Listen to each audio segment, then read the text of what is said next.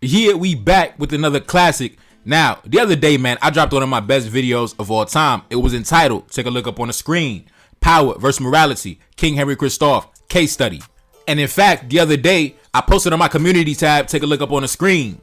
My latest video, Power versus Morality, King Henri Christophe, Case Study, is required listening for all black men from the ages of 12 to 99 years old. A masterclass in how a black leader should operate when going against the Western powers. A masterclass in intelligence, finesse, statecraft, pride, dignity, and brute force. A person who should be studied by all black men worldwide. The most powerful black man of the last 5 centuries. But today's video is not going to be about Christophe. We're going to be talking about his royal wife. We're going to be talking about the woman that he had by his side, the Queen of Haiti, Marie-Louise Coidavid. Not wasting no time, let's get into it.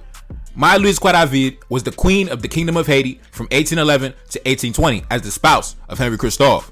And as we can see, she was born in 1778 in the colony of Saint-Domingue in the town of Wanament, and she died in Italy in the town of Pisa at the age of 72, 1851. Now, before we jump into her life story, we got to jump straight into her family tree because her family tree is outrageous.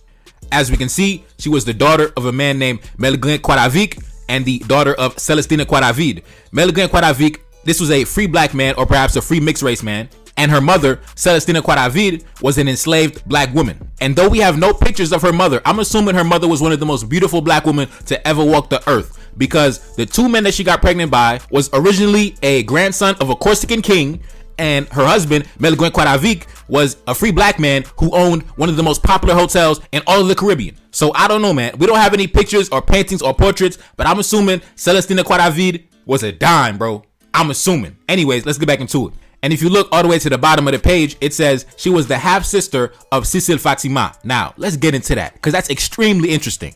Let's talk about her sister real quick. Cécile Fatima was a Haitian voodoo priestess. She is famous for her participation in the voodoo ceremony at Bois Caïman, which is considered to be one of the starting points of the Haitian Revolution. Cécile Fatima was the daughter of an enslaved African woman, as we know, Celestina Coidavid, and a white Frenchman from Corsica. She and her mother were sold as slaves at Saint-Domingue, while her 2 brothers disappeared in the slave trade. She is described as having long silky hair and green eyes. Haitian researcher Rodney Salnave has researched Fatima's origins. His research has indicated that her father was likely a Corsican prince and a grandson of Theodore of Corsica, the sole king of Corsica. He also believes that her last name, Fatima, may have actually been a middle name, Atiman, which would have been given after Gregorio Atiman of Livorno, Italy, who was one of Theodore's pages during his conquest of the Corsican throne in April 1736. This prompted him to state that her full name was most likely Cécile Atiman Coidavid, as she was likely the daughter of Celestina Coidavid and the sister of Marie-Louise Coidavid, the Queen of Haiti from 1811 to 1820. She was the mother-in-law of President Pierre Alexis. I told y'all, man, this family tree is outrageous. Cécile Fatima was married to Louis Michel Pierrot, a general in the Haitian Revolutionary Army and later president. She is reported to have lived to the age of 112. Now, let's get back into the main event, Queen Marie-Louise Coidavid. Now, during this video, I might make some historical corrections to some of the things that we read because, as we already know, the European narrative of history is always full of garbage, full of lies, full of deception. So I gotta come in, I might gotta make some corrections. Now, let's get into it. Marie-Louise was a free woman. They lived in a house outside the inn. Marie-Louise grew up a devout Catholic. Because Coidavid, her father, did not have an education, he sent his daughters to schools where she could be accomplished in music and painting. As Marie-Louise grew older, she began to mingle with both black and white people. She loved to hear stories from older women of various colors. As a result, her education was not just in schools, but through the stories the older women would tell. Marie-Louise was well grounded in history and understood the historical context of her island. Now, when it says in the second sentence, they lived in a house outside the inn was the hotel that was owned by her father. This was one of the most popular hotels in all of the Caribbean. Foreign diplomats would come through, stay at the hotel. The rich Frenchmen would come through, have dinner at the hotel. This was a major hotel. So when it says they lived in the house outside the inn, they meant they lived in a separate house outside the hotel. Let's get back into it. Marie-Louise was born into a free black family. Her father was the owner of Hotel de la Couronne in Cap-Haïtien. Henri Christophe was a slave purchased by her father. Correction. Christophe was an employee working at the hotel, washing dishes, serving food. He was not a slave on a plantation getting whipped and cracked and violated. He was making money. He made enough money that he could actually purchase his own house and get fly and do his own thing. He had a business on the side. He was not a slave. But that's why I say the European narrative of history is always full of garbage. And that's why I gotta make the correction. And that's why you gotta be careful, especially when you're on Wikipedia and these public sources that only take historical accounts from European historical texts. They never take sources from Black historians, Haitian historians, African historians. They only take accounts from European historians. And as we know, European historians are professional liars. Now, let's continue. Kristoff earned enough money in tips from his duties at the hotel that he was able to purchase his freedom before the revolution. They married in Cap-Haïtien in 1793, having had a relationship with him from the year prior. They had 4 children, François Ferdinand, Françoise Amétis, Athénaïs, and Victor Henri.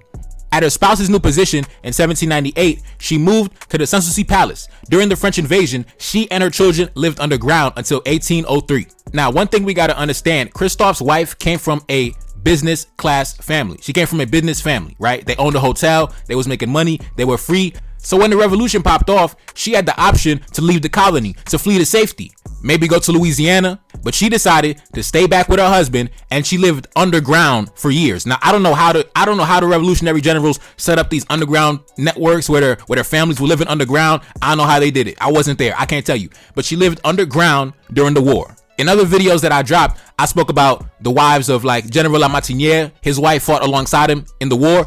Kristoff's wife, she wasn't trying to fight. She wasn't trying to fight no Frenchman. You know what I'm saying? She wasn't trying to grab no gun and take no bullets. She was underground with the kids doing her thing.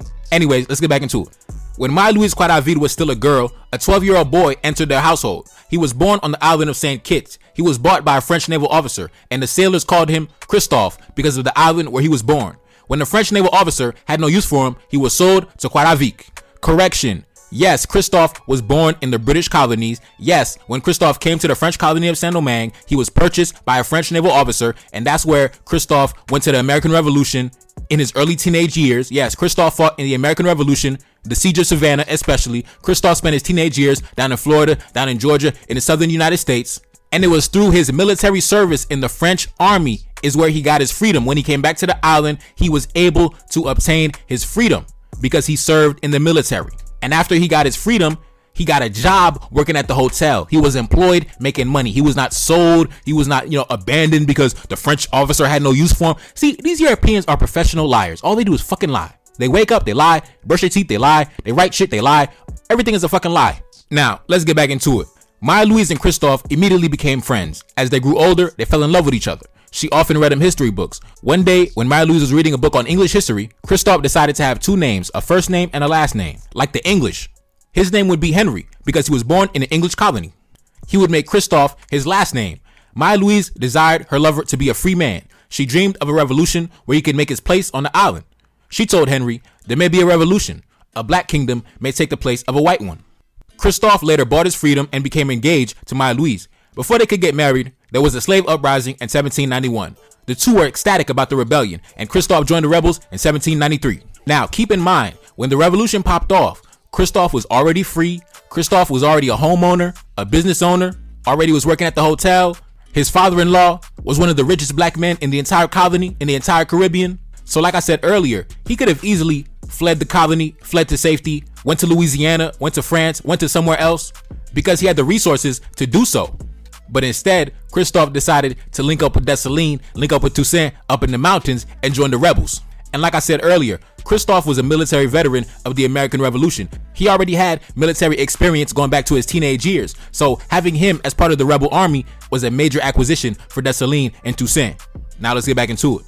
Kristoff was eventually promoted to general under Toussaint Louverture. He was put in charge of the town of Cap Français. He built a splendid mansion in the city and married Marie-Louise. The two newlyweds reveled in their new fortunes, and Kristoff became more arrogant. During those few years, the Kristoffs lived in peace and happiness. Marie-Louise gave birth to François Ferdinand in 1794, but he died shortly after birth. Correction, he died in 1805 when he was taken hostage by the French government, and he died and he was killed in an orphan's asylum in Paris. I told y'all about that in other videos. Let's get back into it. She then gave birth to 2 daughters, François Amétis and Athénaïs. In 1804, she bore a son named Victor Henri. In June 1803, Louverture was captured by Napoleon Bonaparte's men and he was deported to France. This did not deter the rebels and they gained their independence in 1804. In 1811, Marie-Louise was given the title of Queen upon the creation of the Kingdom of Haiti. Her new status gave her ceremonial tasks to perform, ladies-in-waiting, a secretary, and her own court. She took her position seriously and stated that the title given to her by the nation also gave her responsibilities and duties to perform. She served as the hostess of the ceremonial royal court life performed at the Sanssouci Palace. She did not involve herself in the affairs of state. She was given the position of regent should her son succeed her spouse while still being a minor. However, as her son became of age before the death of his father, this was never to materialize. Now, if we take a look up on the screen, I actually have a newspaper article from a British newspaper from over 200 years ago that describes the Queen of Haiti. Let's talk about it.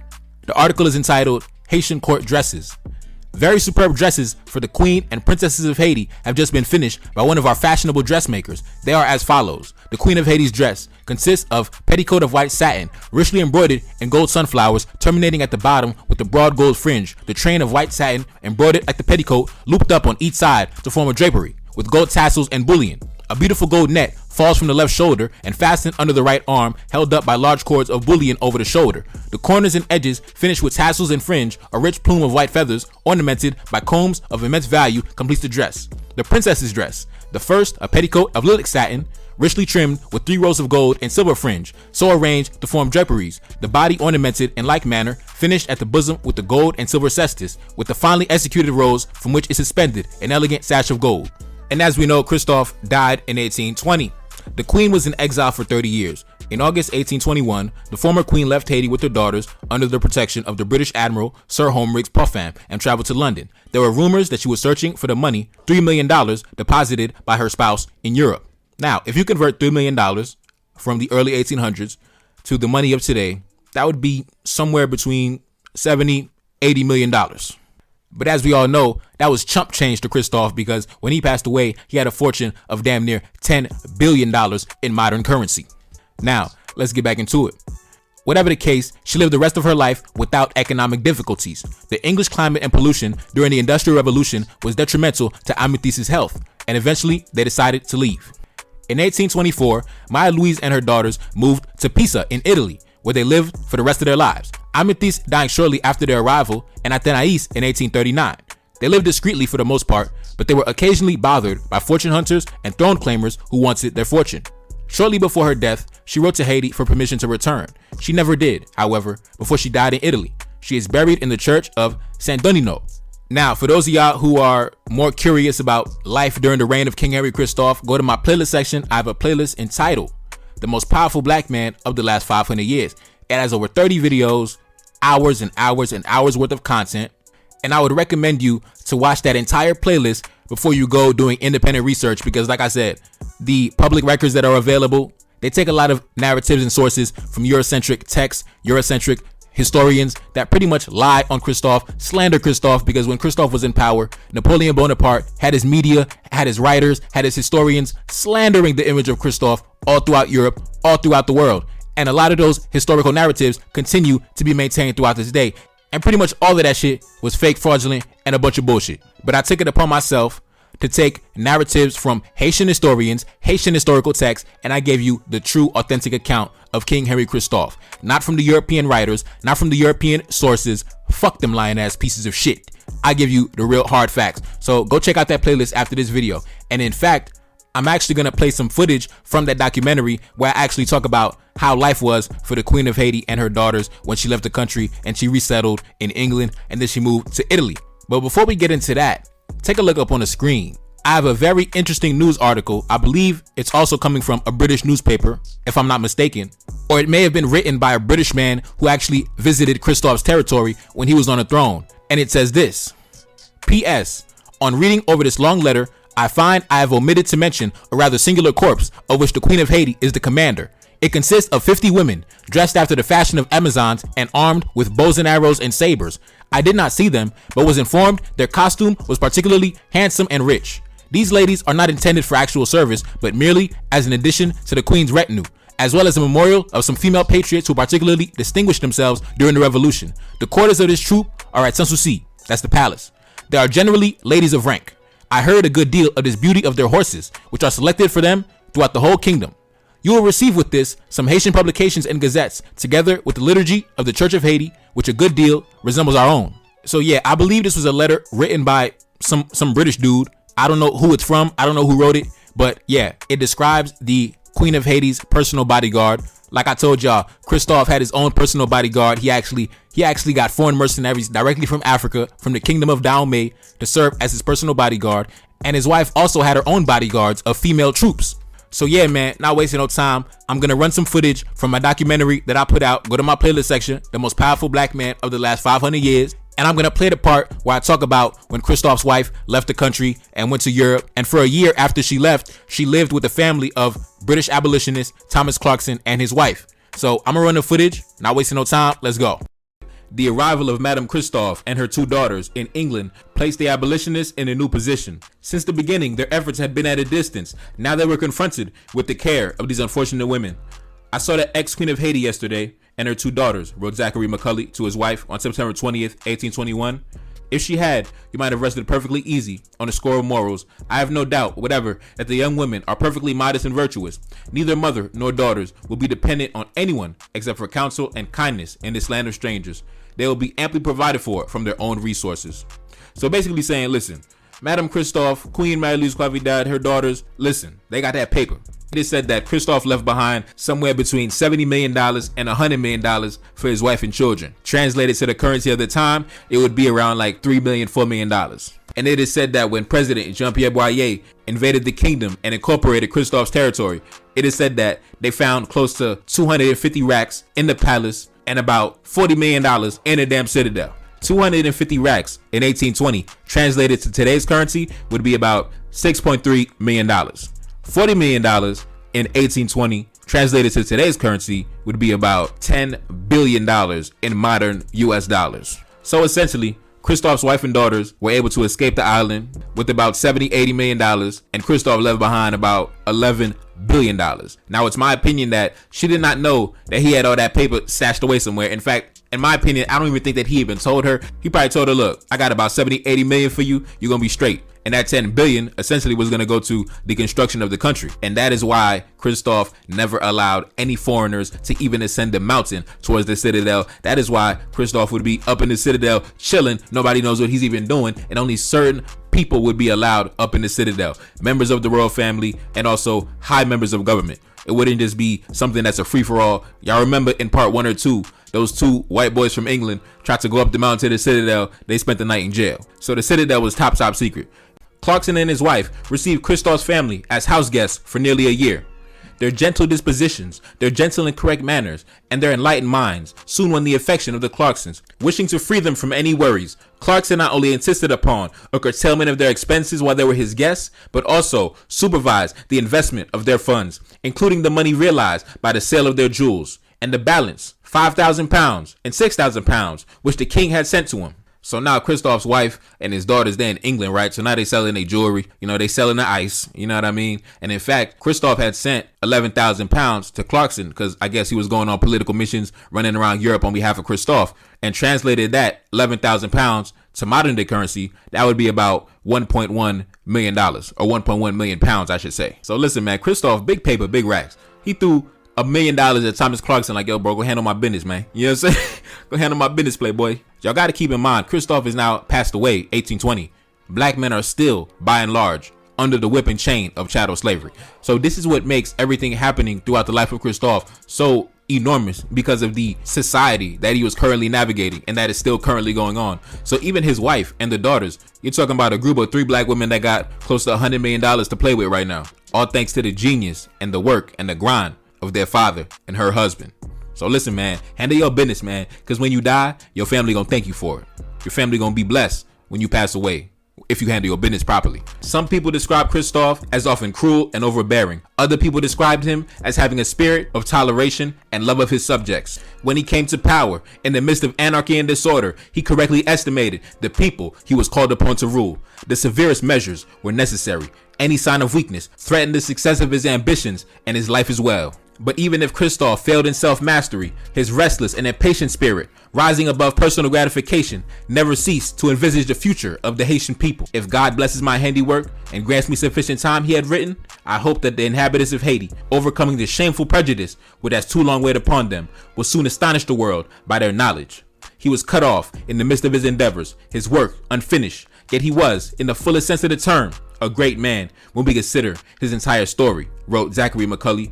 Raised from a slave to the command of armies and absolute power, and called to mind his military achievements and his military career, and the pride and dignity with which he exercised the functions of government, we may rank him among the greatest men who have brightened the pages of history in different ages of the world. So yeah, now we're about to jump into the main event, official government letters, official government documents, and yes, the Christoph's wife and his daughters, they spent a few years in England. Then they left for Italy because I guess the weather and the temperature and the vibe and the climate wasn't really compatible with them. Black women, used to tropical weather, England, cold, it's nasty, bad air quality, industrial revolution, just terrible oxygen to breathe. So they went to Italy, and I believe both of her daughters died before her. Queen Marie-Louise Coidavid died in the 1850s, and I believe she died alone. She did not remarry. I mean, how can you remarry after you married to Christophe, bro? You gotta understand, that was her first boyfriend. That was her teenage boyfriend. That was her first puppy love. She was with him since she was 16, maybe even 15. So when he died, I believe she was how old? She was about 41, 42 years old, bro. So you gotta understand, that's the only man she ever been with. And that's the most powerful black man on the face of the earth. So at the end of the day, how could you replace Christophe, bro? What's she gonna get with one of these white boys? These white boys don't even got money like Christophe, bro. Get out of here, man. You know what I'm saying? She can't replace that man. She was with that man for a very long time. So at the end of the day, I could understand why she never remarried. It would never be the same, man. But I'm sure she lived an extremely comfortable life for the rest of her days.